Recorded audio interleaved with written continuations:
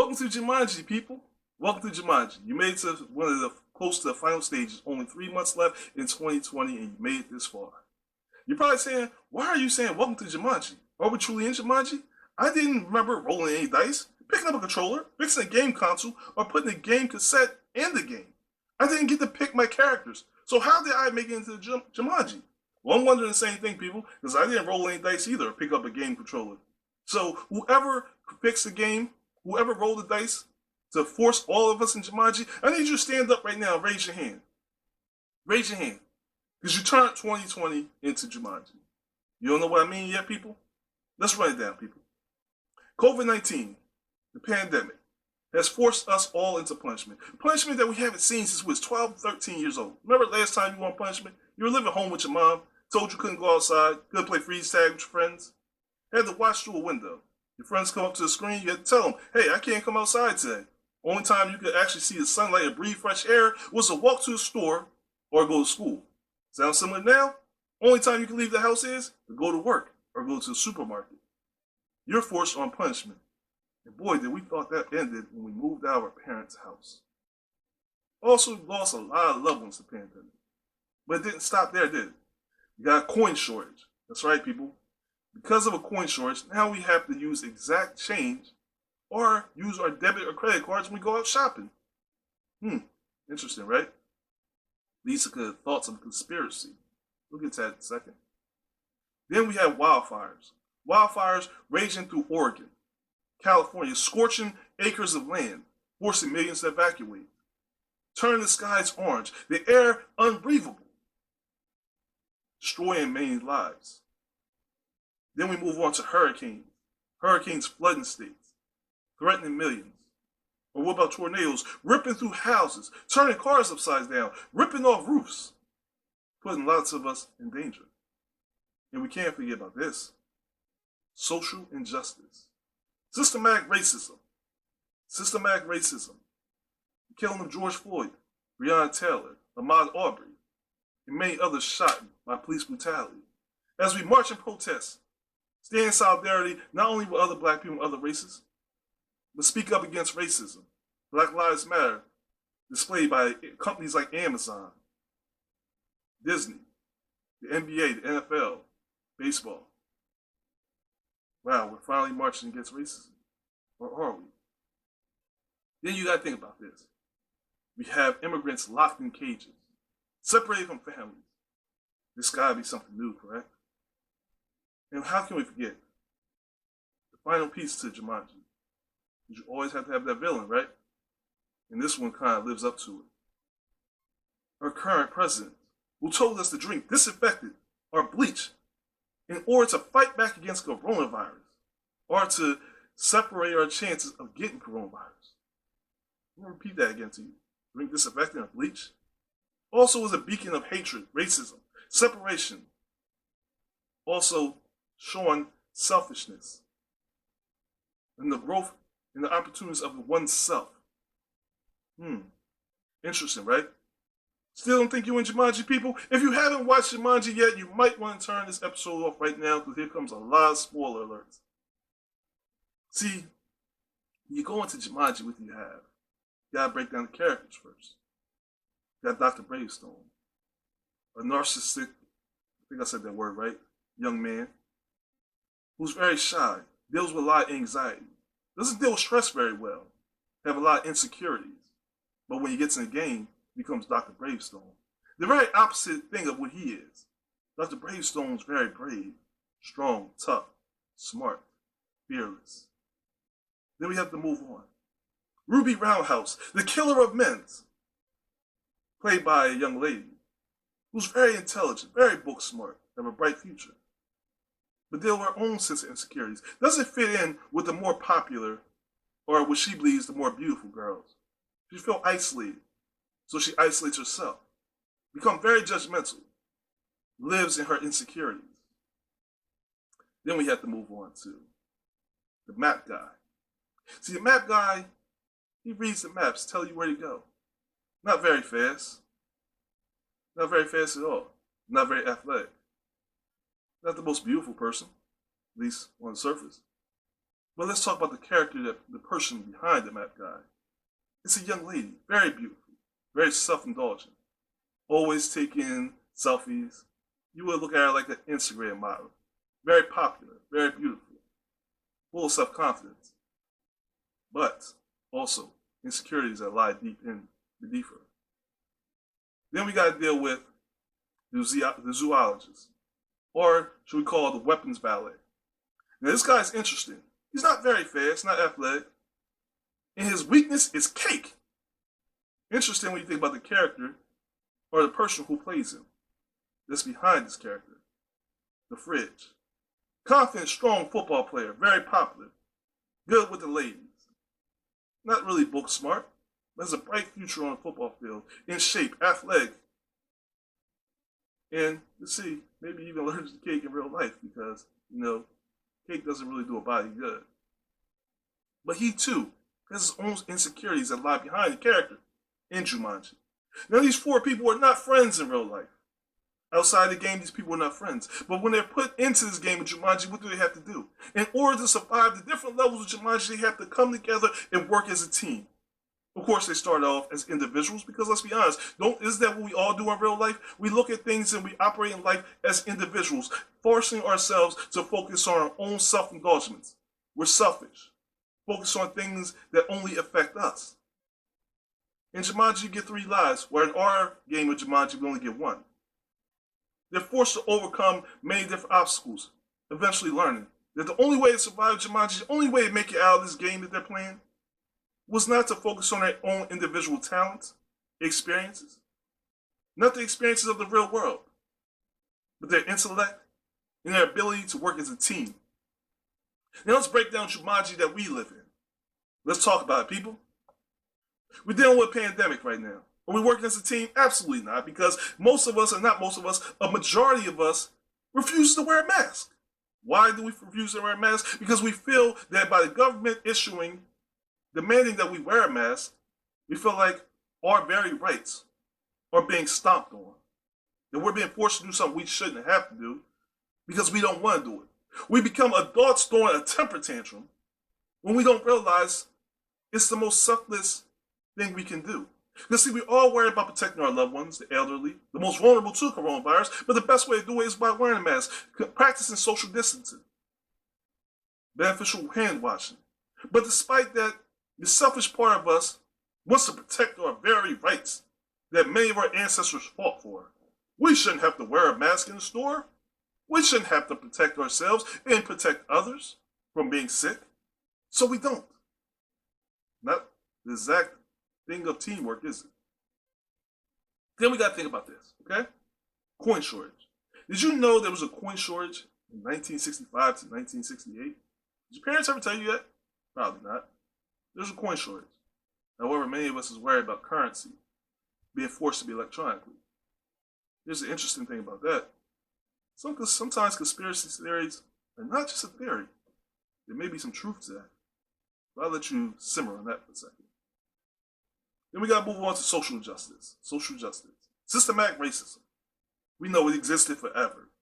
It existed from the beginning of this country when many black and Africans were brought over to be slaves. But it's never be talked about. It's never be talked about. Many of us feel that it will never be ended. We'll always have systematic racism. We'll always have separation. We'll always have issue between the police. And why not? In order for systematic racism to actually dissipate, we would have to have unity. We would actually have to have people working together as a team to fight back and to end systematic racism. And truth be told, we're not at that place or not that level in Jumanji yet where we're ready to work together as a team. Because see, we're still working on our own individual insecurities. So therefore, we can't see with 2020 vision to see that we need to work together. So we'll get to that. Then we have immigrants locked in cages, being separated from families. Very interesting, right? Think about it this way. During World War II, the Japanese Americans were locked in cages in concentration camps, broken up, families separated, because they were feared that they were spies for the Japanese Imperial Army that we were fighting against after the attack on Pearl Harbor. Interesting, right?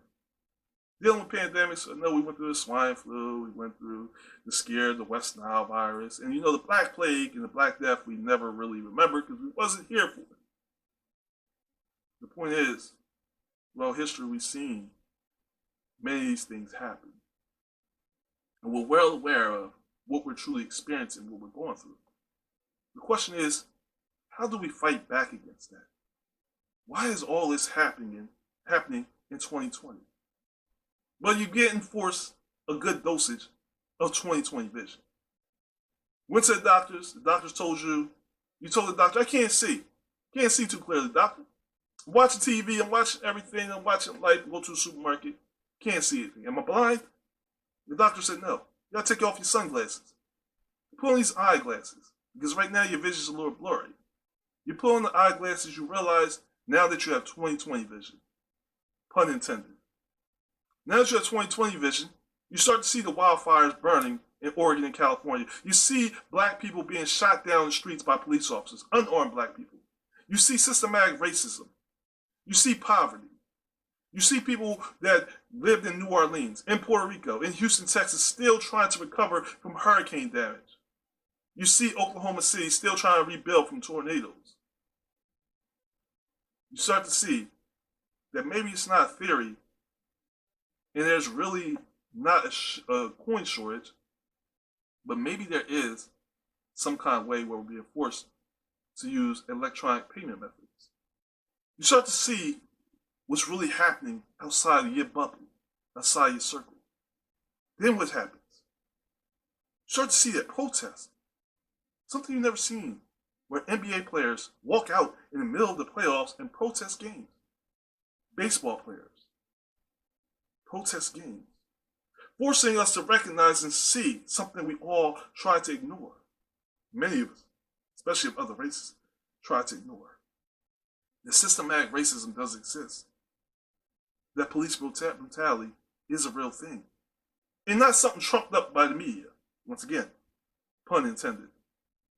We start to see that president was trying to convince us to drink something that would have killed us faster than pandemic virus. Because see, what happened was we actually picked up that bottle of Lysol, the disinfectant, that bottle of bleach, and we read the back of it, and it said, do not digest it. And if you do, reach out to a poison control center immediately. Holy crap. Our vision has become clearer. Then the more we look around, we see that the world we once lived in, the world we knew, looks totally different. You look at yourself, your body, everything's changed. You're not the person you used to be. You're not Fridge. You're not the girl, the Instagram model that took pictures. Hey, selfie alert. You're not the smart girl that just kind of looked down on other girls, or the guy that dealt with all this anxiety. You realize you're a whole different character. You realize you're not surrounded by homes and buildings and stores and restaurants and bars because they're all shut down. There's no more Dave and Buster's. Can't go to bowling alleys, miniature golf. There's no more sports to sit here and highlight your day or to distract you from the things that you didn't want to see anymore. You realize what you're seeing is a jungle. You're surrounded by grass. You're surrounded by dangerous things that you didn't see before. Oh my gosh, what did I do when I walked into that doctor's office? Better yet, what did they do when they gave me 20/20 vision and that now everything is in HD and clear, 4K, 8K TV. I can see things clearly as ever, but I don't like it. More importantly, you see the selfishness that many of us, if not all of us, display. The fact we worry about our own family members. Worry about our own self-indulgence, that we're not focused on worrying about others. Their own insecurities have trumped the securities and needs that will truly change this world back to a better place that we want to live. But how do we do it if we're going back into Jumanji? How do we survive this game of Jumanji? Well, we have to survive the same way the characters did. See, they had to eventually get past who they were. Fridge had to forget that he was an all-star football player. That he was destined to raise the Heisman Trophy. The young lady that loved to take selfies had to abandon the fact that she was this pretty girl that was always just knew the right words, how to get out of trouble. That everybody loved checking out and hitting like on her pictures. Even though the other young lady was very intelligent, it was often separating herself from her other counterparts, other ladies. She realized she has to step out of the insecurity and step in to this new person, embrace Ruby Roundhouse. Even though Dr. Bravestone was really just a young man that dealt with anxiety and was scared to be around people, fearful of everything, including germs, he realized he had to step up and be brave, not for himself, but for his team. More importantly, they had to realize that their own individual gifts meant nothing if they didn't work together. Their own fears meant nothing if they didn't work together. Their only way out of Jumanji, their only way out of this jungle, the only way out of this game was to become a team and work together, to fight for a common goal, for a common belief, to trust each other, to support each other, to become a team. Many of us don't know what that word means. We call ourselves a team, we call ourselves family, but we don't know the true meaning of being a team and family. See, when you become a family or a team, you gotta lose the selfishness and become selfless. And what I mean by selfless, you gotta think about yourself less. You gotta think about the overall success of the team instead of the individual success. But how do we do that when we have a president right now who displays the very opposite of what I'm talking about today? Well, see, like I said, in Jumanji, you have to have the victim. You have to have the villain. So what do? How do we fight back against this pandemic? This pandemic of COVID-19, who has caused destruction on not only our lives, but our families, dictating how we live our lives. Well, we gotta start thinking about ourselves less, think about others. See, wearing a mask is not just about you being healthy and protecting yourself. It's about protecting others as well. The most vulnerable, children, elderly. It's about protecting yourself because sometimes, you got the COVID-19 and the symptoms don't show. So you can be spreading the sickness without even knowing it. You're also protecting your loved ones because you're going out with a mask on, wearing gloves, washing your hands, disinfecting areas. It kills off this virus and stops it from being able to multiply or to affect others. It keeps it away from your home as well as others. Saves. You think about how can we fight back against this villain we call president? Well, unity. Vote in unity. Stand together. We know he's fumbled this pandemic. We know he's fumbled many things. He ignored the fact that COVID-19 testing should be done because they inflated the numbers. We know that he cut the Social Security tax, which means that you're going to have to pay more taxes at the end of the year, causing you who are already suffering through a financial turmoil to suffer more. So what do we need to do, people? We need to get out in unity. Support each other, get out here and vote for change. Vote for a difference. To fight back and get this villain out of the game, to defeat this villain. How do we destroy social injustice? Should we just continue to focus on the fact that black people kill other black people? So how the heck are you wearing a t-shirt that say Black Lives Matter? How are these companies displaying this message that Black Lives Matter? Why do I watch the playoffs? I gotta see Black Lives Matter on the basketball court. When you really feel like the media is trumping up this coverage of Black Lives Matter and the police brutality only to make it seem like it's worse than it actually is. Despite the many black people, including myself, have come on camera, has looked you in your eyes and told you, it's not the media building this up, this is a true thing. How do you fight back against it? How do you fight back against systematic racism that existed since the birth of this nation? How do you fight back against something that we all believe can't be destroyed? Once again, we gotta go back to Jumanji, people. In the game of Jumanji, they had to work together to fight back. The odds were stacked against them. As their lives counts diminished down to 1. It looked like they not were only stuck in the game, but that they would never leave it. Systematic racism is kind of similar to that. We feel like we're stuck in the game.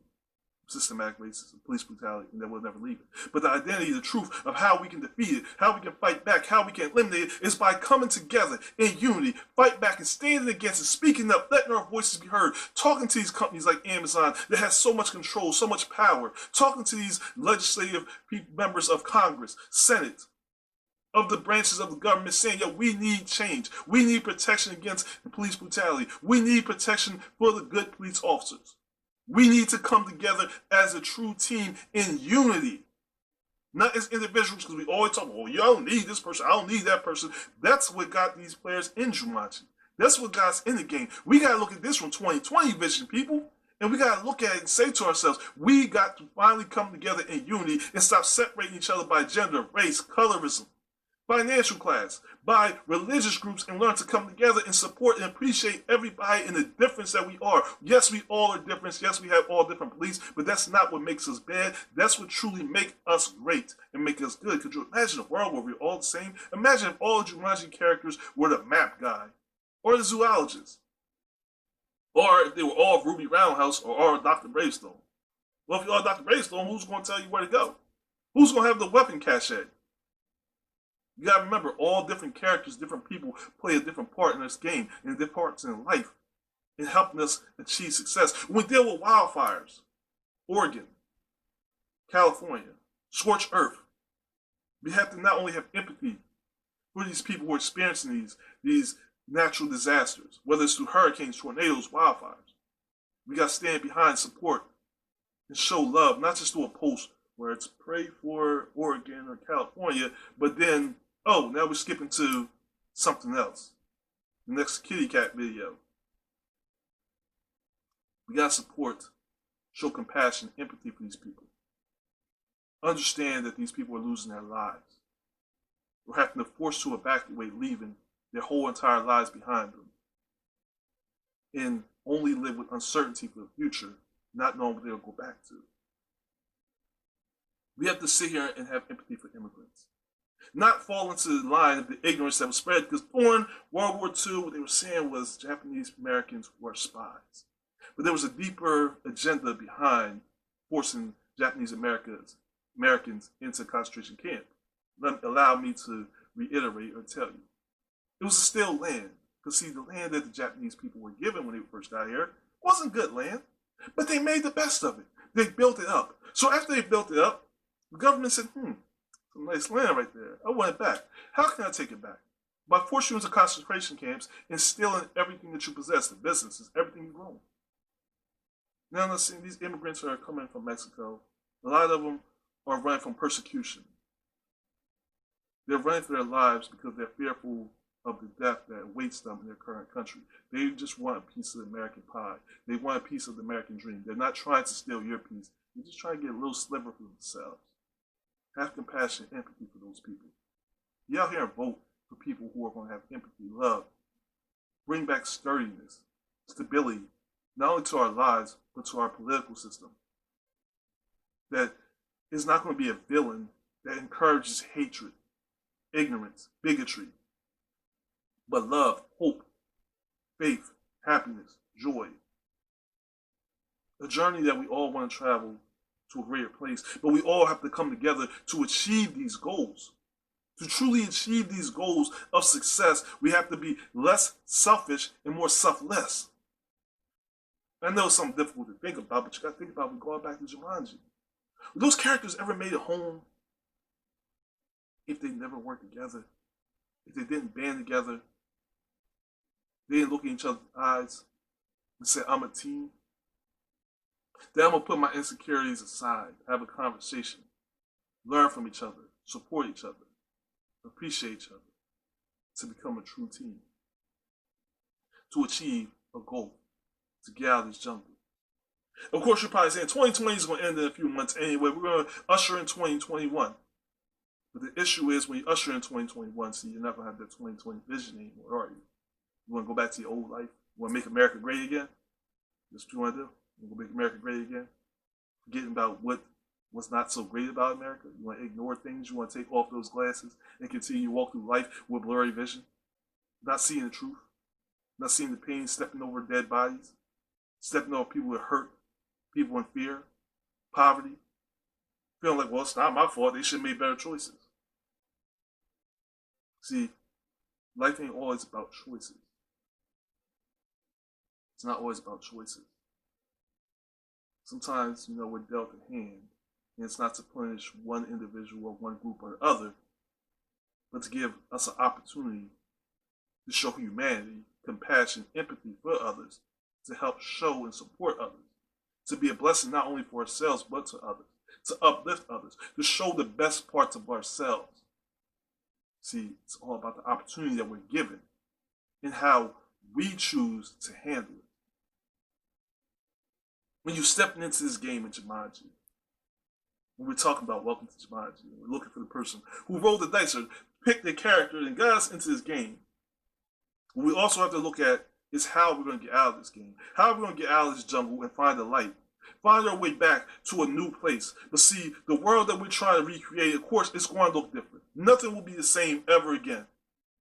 But that's a good thing when you think about it, because see, now we can reshape the world. Because think about this. When we go back to Jumanji, people gotta go back to the video game, go to the movie real quick. Gotta go back. See, when they left the game, when they finally defeated the game, what happened? They walked back to a world that was completely different. Their relationships were different outside the game. See, Fridge wasn't just self-indulging anymore. Bethany wasn't sitting there just taking pictures of herself no more. Spencer wasn't just this guy with anxiety. Spencer's little girlfriend, she wasn't so judgmental of other ladies anymore. Wasn't so self-isolated. Started to get more friends. They came together. They formed a bond. The world looked totally different when they walked out of the game from when they stepped in it. Their mindsets changed. The world didn't look worse, it looked better. Imagine if we walked out of 2020 with 2020 vision. We walked out with a different mindset, a different way of looking at things, a different way of experiencing things, walking out with friends we never had, walking away with a new experience of a new team, a team that's going to support us, a team that's going to have our back, a team that's not only focused on their own self-needs, but our needs. A team that's going to uplift us. A team that's going to encourage us. Help us clean up after these wildfires. Clean up after this hurricane, this tornado. Help us clean up and pick up the pieces of our lives and rebuild the pieces of our lives. What about those people who are going to stand against us against social justice, systematic racism, police brutality? Who's going to truly stand beside us and help fight back against this to form a healed nation? Fight back against the villain of bigotry, hatred, the spread of it. What about having a team that fights back against caging and separating families of immigrants who open their arms, their eyes to embrace people who only want the same thing you have? What if we walked out of Jumanji different than we came in? What if Jumanji wasn't about just destroying and wreaking havoc on our lives? What if the whole 2020 was about opening up our vision? What if these protests, these NBA protests, wasn't about separating us from sports? What if it wasn't about shove and dribble? What if it was about Muhammad Ali not choosing to box, sacrificing paychecks, his family's future, vacating his title, because he didn't want to go into another country, to fight a war that had nothing to do with Americans or our civil rights or our rights at all, but had something to do with a revolutionary war between a North and South country that was broken up and ununited.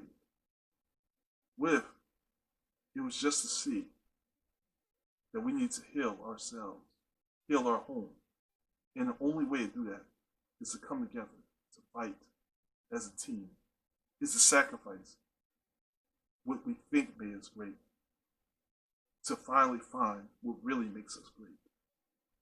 What if it's time, people, that we all become a team, so that we can finally survive and make it out of Jumanji? We're down to one life as we go into the tail end of this game. It's not about who picked the game, not about who put us there. It's about what we're going to do, how we're going to get out of it. More importantly, who are we going to be when we step out of 2020? Are we going to have 2020 vision? Or are we going to still walking blindly with blurry vision? Are we going to be a team or continue to be separate? It's not for me to say. Choice is yours. Make the right one. Be out there and vote. I want to thank you for joining me for another episode of Past and Present Podcast. As usual, like, comment, share, subscribe to my channel. Let me know your thoughts on this episode. What do you feel about Jumanji? How have you been surviving Jumanji? You've been getting toilet paper stacked up on toilet paper towels, or cleaning products. What have you been doing? You been using that hand sanitizer, people? Let me know what your thoughts is on today's show. Talk to me. I'd love to hear from you. And I appreciate you for being here with me. I pray for all your families and all loved ones who were lost to COVID-19, as well as all these natural disasters. Pray for you and your healing. But until next time I talk to you, people, I only got one thing left to say, y'all. Stay tuned. Peace.